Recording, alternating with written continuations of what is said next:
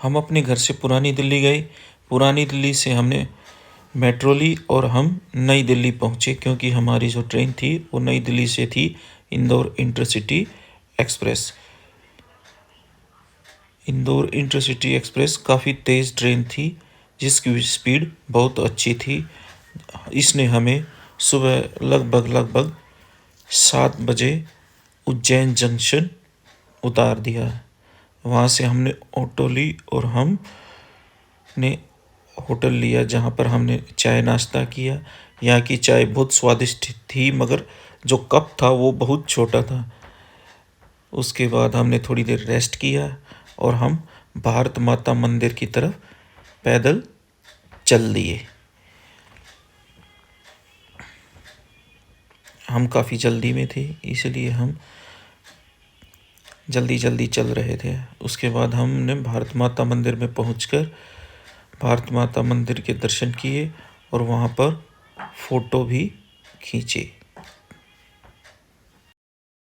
भारत माता मंदिर में दर्शन करते हुए हमारे अंदर देशभक्ति का जज्बा हिलोरे मारने लगा। उसके बाद हम बाबा महाकाल के दर्शन करने के लिए लाइन में लगे और मंदिर की तरफ बढ़ने लगे, जहाँ पर हमने बड़ी स्क्रीन से भी बाबा महाकाल के दर्शन किए और लंबे कॉरिडोर से होते हुए हम मंदिर के सामने पहुँचे, जो कि बहुत ही सुंदर दृश्य था और हमने बाबा महाकाल के दर्शन किए। इसके बाद हम गए राजा विक्रमादित्य के जो नवरत्न थे उनके दरबार में, उनके दर्शन करने के लिए, जो कि आप देख सकते हो।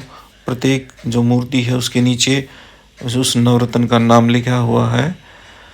बहुत ही विशाल मूर्तियाँ यहाँ पे लगाई गई थी। साथ साथ में राजा विक्रमादित्य की भी एक विशाल मूर्ति, जो कि आपको अभी अभी दिखाई देगी। ये देखिए, ये राजा विक्रमादित्य की एक विशाल मूर्ति लगाई गई थी। ये बाकी के जो नवरत्न थे, ये विराहमिर,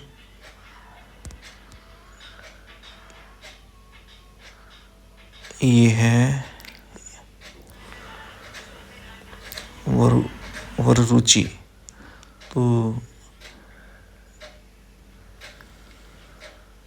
ये घंट खरपर, तो ये नवरत्न थे राजा विक्रमादित्य के दरबार के। ये है क्षणपक, ये सभी अपने। इसके बाद हम गए माँ हरसिद्धि शक्तिपीठ। वहाँ पे हमने जो शक्तिपीठ थे उसके दर्शन किए और फूल प्रसाद चढ़ाया।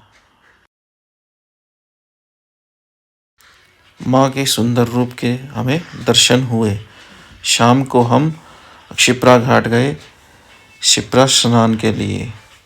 पानी बहुत ही ठंडा था, पानी के साथ साथ मौसम भी बहुत सुहाना था।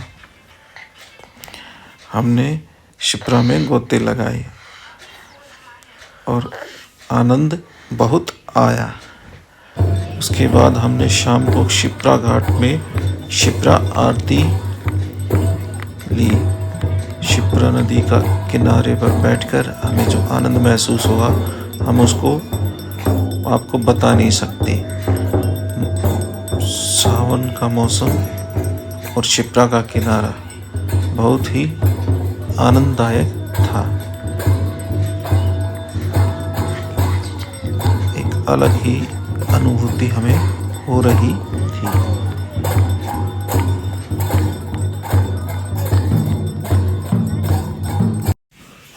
रात को हम गए उज्जैन का जो महालोक है, महाकाल लोक, उसमें घूमने के लिए। बहुत ही विशाल और सुंदर कॉरिडोर बनाया गया है मोदी सरकार द्वारा।